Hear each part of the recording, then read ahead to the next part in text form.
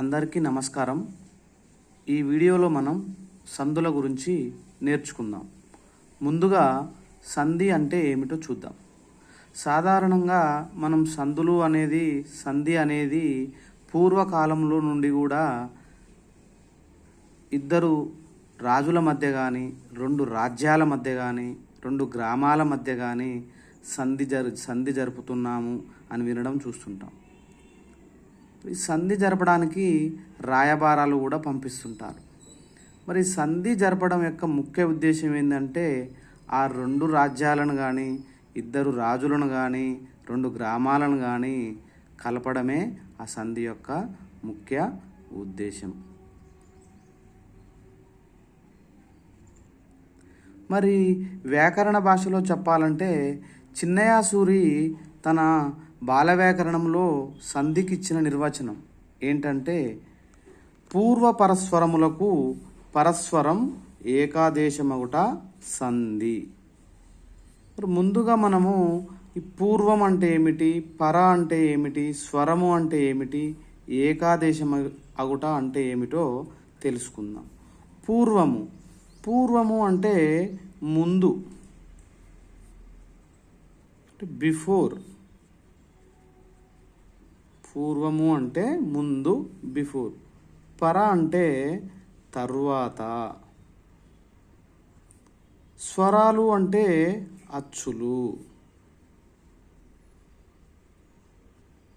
Next ఏకాదేశమగుట అనేది కూడా మనము చూద్దాం. చూడండి, ప్లస్ అనేది మనము దేనికోసం, కలపడం కోసం ప్లస్ అనేటువంటి గుర్తును మనం వాడుతాము.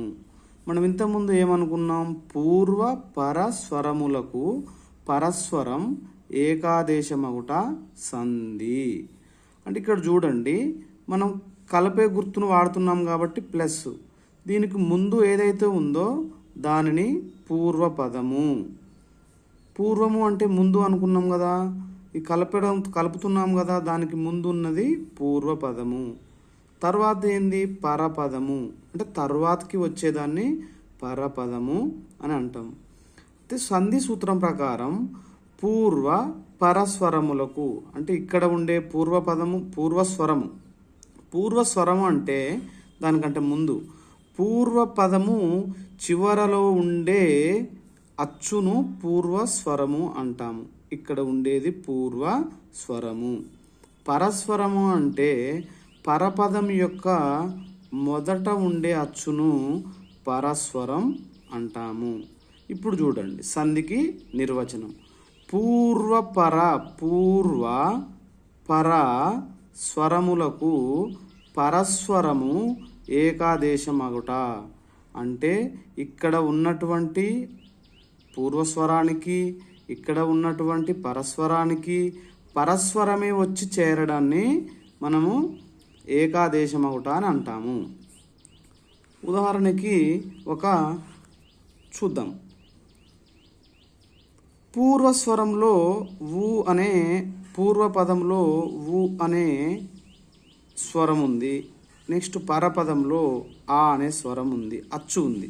అంటే ఈ రెండిటికి ఊ ప్లేస్లో ఊకి బదులుగా ఆ వచ్చి చేరుతుంది. అనగా పూర్వస్వరానికి పరస్వరము ఏకాదేశ కలిసినప్పుడు పరస్వరము వచ్చి చేరుతుంది. అంటే ఆ ప్లేస్లో ఆ వచ్చి చేరడాన్నే ఏకాదేశం అంటాం. ఇక మన భాషలో చెప్పాలంటే ప్లస్కు ముందు ఉన్నది లోపించి ప్లస్ తర్వాత వచ్చేటువంటి ఆ వచ్చి చేరుతుంది. దీనినే ఏకాదేశం అంటాము. ఒక ఉదాహరణ చూద్దాం. అతడు ప్లస్ ఎవరు. అతడు ప్లస్ ఎవరు. అతడు ప్లస్ ఎవరు. డు అంటే డూలో ఊ ఉంది, నెక్స్ట్ ఏ ఉంది, ఏ అనేటువంటి అచ్చుంది. పూర్వస్వరము పరస్వరము, పూర్వస్వరానికి బదులుగా పరస్వరం వచ్చి చేరడాన్ని ఏకాదేశం అంటాం. అంటే ఇక్కడ ఊ లోపించి ఏ వస్తుంది కాబట్టి డెవరు. ఇక్కడ ఏ అనేటువంటి అచ్చు రావడం జరిగింది. సందులు మనకు ప్రధానంగా రెండు రకాలు. ఒకటి సంస్కృత సందులు, రెండు తెలుగు సందులు. సంస్కృత సందులు మళ్ళీ రెండు రకాలు. ఒకటి అచ్ సందులు, రెండు హల్ సందులు. ముందుగా మనము సంస్కృత సందులో భాగంగా సవర్ణ దీర్ఘ సంధి గురించి నేర్చుకుందాం. ఆ ఈ ఊ రూలకు సవర్ణములైన అచ్చులు పరమైనప్పుడు వాని దీర్ఘాలు ఏకాదేశమగును. ఇక్కడ చూడండి, ఆ ఈ ఊ రూలకు సవర్ణములైన అచ్చులు అంటే అవే అచ్చులు పరమవ్వాలి. చూద్దాం ఒకసారి. సవర్ణములైన అచ్చులు అనగా ఆకి ఆ అనే అక్షరానికి సవర్ణములైన అచ్చులు అనగా ఆకి ఆ రావచ్చు, ఆకి ఆ కూడా రావచ్చు. నెక్స్ట్ ఆకి ఆ వచ్చినా ఆ వచ్చినా. నెక్స్ట్ ఈకి ఈ వచ్చినా ఈ వచ్చిన, ఈకి ఈ వచ్చినా ఈ వచ్చిన. అదేవిధంగా ఊ ఊ రూ కూడా అలాగనే. ఆకి ఆపరమైనప్పుడు లేదంటే ఆకి ఆ వచ్చినప్పుడు ఏమవుద్దంట, వాని దీర్ఘాలు ఏకాదేశమగును. వాటి యొక్క దీర్ఘాలు ఏకాదేశం అవుతాయి అంటుండు. చూద్దాం ఉదాహరణ. ఆకి ఆ అనే అచ్చు పరమైనప్పుడు, ఆకి ఆ అనే అచ్చు వచ్చినప్పుడు మనకు వాటి దీర్ఘాలు, ఆకి దీర్ఘం అంటే ఏమిటి, ఆ, ఏకాదేశంగా వస్తుంది సూత్రం ప్రకారం. ఇంకొక ఉదాహరణ. ఆకి ఆ కలిసినప్పుడు లేదా ఆకి ఆపరమైనప్పుడు వాని దీర్ఘాలు, ఆల్రెడీ ఇక్కడ దీర్ఘమే ఉంది కాబట్టి ఆ దీర్ఘమే ఏకాదేశంగా వస్తుంది. నెక్స్ట్ ఉదాహరణ చూద్దాం. శివాలయము. శివాలయాన్ని విడదీసి రాస్తే శివ ప్లస్ ఆలయము. శివా, శివాలో శివాని విడదీసి రాస్తే శివ్ ప్లస్ ఆ ప్లస్ ఆ. చూడండి, ఇంకా ఈజీగా అర్థం కావడం కోసం శివలో ఆ ఉంది, ఆలయంలో ఆ ఉంది. పూర్వస్వరము ఆ, పరస్వరము ఆ. ఆకి అవే అచ్చుపరమైనప్పుడు మనకు దీర్ఘం రావాలి. అంటే ఏం రావాలి, ఆ రావాలి.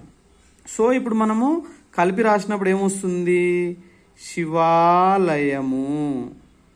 అంటే ఇక్కడ ఆ అనేది మనకు దీర్ఘం ఇక్కడ వచ్చింది చూడండి, శివాలయము. ఆ ఈ ఊరులకు అవే అచ్చులు పరమైనప్పుడు వాని దీర్ఘాలు ఏకాదేశంగా వస్తాయి. అంటే ఆకి ఆ పరమైంది కాబట్టి వాటి దీర్ఘం వచ్చింది, ఆ. కలిపి రాసినప్పుడు శివా ఆ వచ్చింది. నెక్స్ట్ మరొక ఎగ్జాంపుల్ చూద్దాం. మునీంద్రుడు. ముని ప్లస్ ఇంద్రుడు. ముని, మునిలో ఈ ఉంది. నెక్స్ట్ ఇంద్రుడిలో ఈ ఉంది. పూర్వస్వరము ఈ, పరస్వరము ఈ.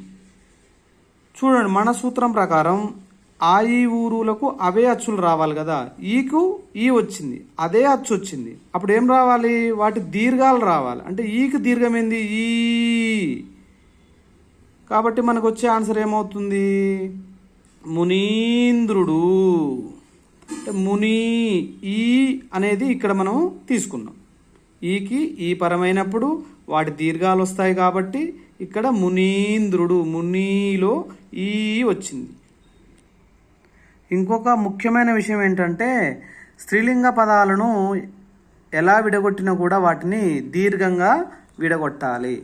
చూడండి, విద్యార్థి అంటే సాధారణంగా మనం ఏం రాస్తాం, విద్యార్థిని విద్య ప్లస్ అర్ధి రాసి, సార్ ఇక్కడ ఆ ఉంది, ఇక్కడ ఆ ఉంది, ఆకి ఆ పరమైంది కదా, ఆ దీర్ఘంగా రావాలి కదా అని చెప్పి మనం రాస్తుంటాం.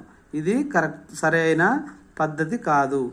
విద్య అనేది సంస్కృతంలో స్త్రీలింగ పదం కాబట్టి ఇక్కడ కూడా చూడండి, విద్యా ఆ వచ్చింది. నెక్స్ట్ అర్ధిలో ఆ ఉంది. పూర్వస్వరము ఆ, పరస్వరము ఆ. ఆకు అవే అచ్చులు పరమైనప్పుడు ఆకి అదే అచ్చు పరమైంది. అప్పుడు ఏం రావాలి మనకు? వాటి దీర్ఘాలు ఏకాదేశంగా రావాలి. మరి ఆకు దీర్ఘమైంది ఆ, కాబట్టి మనం విద్యార్థి ఇక్కడ ఆ అనేది ఇక్కడ మనం చూడొచ్చు. మరొక ఉదాహరణ, విద్యాలయము. విద్యాలయంలో విద్యా ఆ ప్లస్ ఆ, ఆకి అదే అచ్చుపరమైంది. ఆకి అదే అచ్చుపరమైనప్పుడు సూత్రం ప్రకారం ఆ ఈ ఊరులకు అవే అచ్చులు పరమైనప్పుడు వాని దీర్ఘాలు ఏకాదేశమగును. మరి ఆకు దీర్ఘము ఆ. ఈ ఆ అనేది మనకి ఇక్కడ విద్యాలయంలో ద్యా ఉంది కదా, ఆ అనేది మనకి ఇక్కడ వచ్చింది. నెక్స్ట్ మరొక సంధి, గుణసంధి. అకారమునకు ఈ ఊరులు పరమైనప్పుడు క్రమంగా ఏ ఓ ఆర్ గుణాలు ఏకాదేశం అవుతాయి.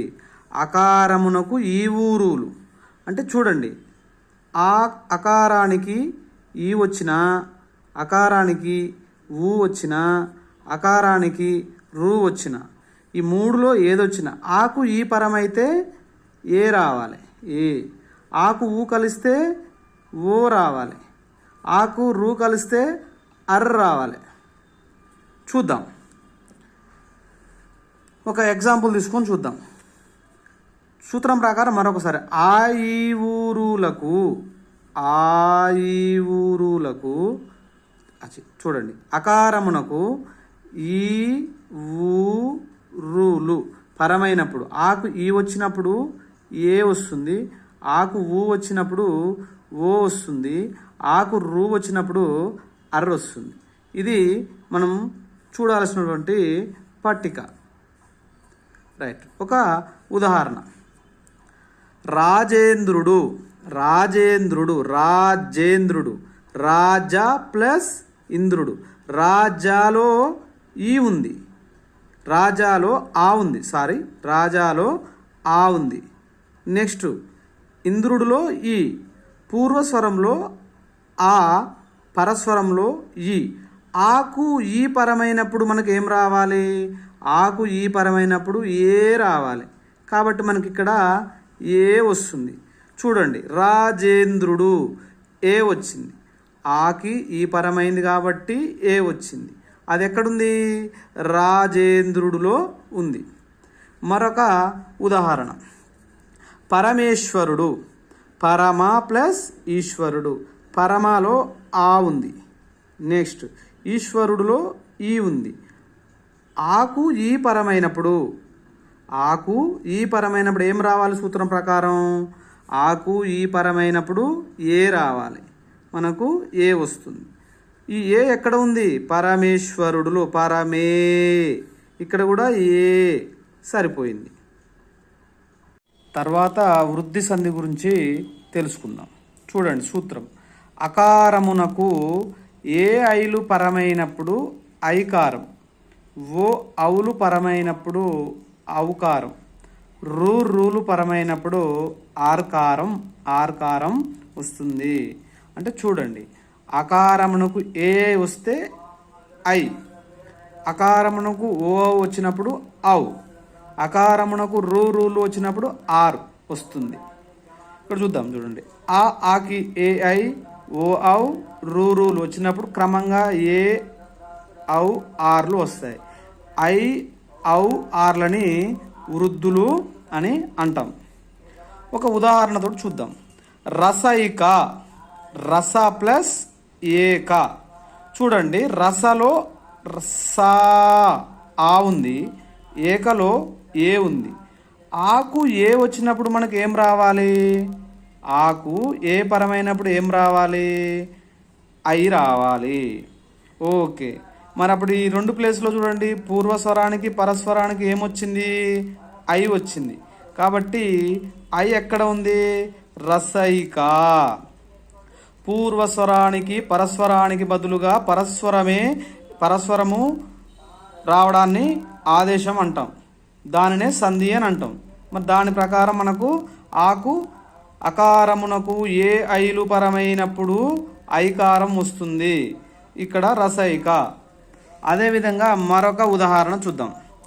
ఏకైక, ఏక ప్లస్ ఏక. ఏకాలో ఆ ఉంది, ఏలో ఏ ఉంది. అంటే ఆకు ఏ పరమైనప్పుడు సూత్రం ప్రకారం అకారమునకు ఏ ఐలు పరమైనప్పుడు ఐకారం వస్తుంది. చూడండి ఇక్కడ చూడండి, ఏకైకాలో ఐ ఉంది. మరొక ఉదాహరణ చూద్దాం. రుణార్థం. రుణార్థాన్ని రుణ ప్లస్ రుణము. రుణలో ఆ ఉంది, రూలో మనకు ఆర్ ఉంది, ఆర్ అంటున్నాం కదా, రూ వచ్చింది. చూడండి ఆకి రూ పరమైనప్పుడు, అకారానికి రూలు పరమైనప్పుడు ఆర్ కారం వస్తుంది, ఆర్ వస్తుంది అని అనుకున్నాం కదా. అది ఎక్కడ ఉంది? ఇక్కడ ఉంది, రుణార్థములో, రుణార్థము. నెక్స్ట్ మరొక సంధి మనం చూద్దాం. యనాదేశ సంధి. సూత్రం: ఈ ఊరులకు అసవర్ణములైన అచ్చులు పరమైనప్పుడు క్రమంగా యు వ్ రు అనే ఎన్నులు ఆదేశమగును. ఈ ఊరులకు అసవర్ణములైన అచ్చులు పరమైనప్పుడు క్రమంగా యు వ్ రు అనే ఎన్నులు ఆదేశముగా వచ్చును. ఈకి అసవర్ణములైన అచ్చులు అంటే ఇప్పుడు ఈకి ఈ రాకుండా వేరే ఏ అచ్చు రావడం, ఊకు ఊ రాకుండా వేరే అచ్చులు రావడం, రూకు రూ రాకుండా వేరే అచ్చులు రావడం, వాటిని మనము అసవర్ణములైన అచ్చులు అని అంటాం. యనాదేశ సంధి అనేది ఒక ఆదేశ సంధిగా మనం చెప్పుకోవాలి. ఒక ఉదాహరణ: అత్యవసరము. అతి ప్లస్ అవసరము. అతిలో మనకి ఏముంది? ఈ ఉంది, అతి, ఈ, ఆలో ఆ ఉంది. ఈకు ఈ వస్తే మనకు ఇంతకుముందు చెప్పుకున్నట్టు సవర్ణ దీర్ఘ సంధి. అవి ఆ ఈ ఊరులకు అవే అచ్చులు పరమైనప్పుడు వాడి దీర్ఘాలు ఆదేశంగా వస్తాయి అనుకున్నాం. కానీ ఇక్కడ ఈకు ఈ రాలేదు, ఈ కాకుండా వేరే అచ్చు వచ్చింది, అంటే అసవర్ణములైన అచ్చు వచ్చింది. అప్పుడు ఏం రావాలి మనకు? ఈకి అసవర్ణములైన అచ్చు పరమైనప్పుడు మనకు క్రమంగా ఏమంటే యు వస్తుంది. సూత్రం ప్రకారం చూడండి,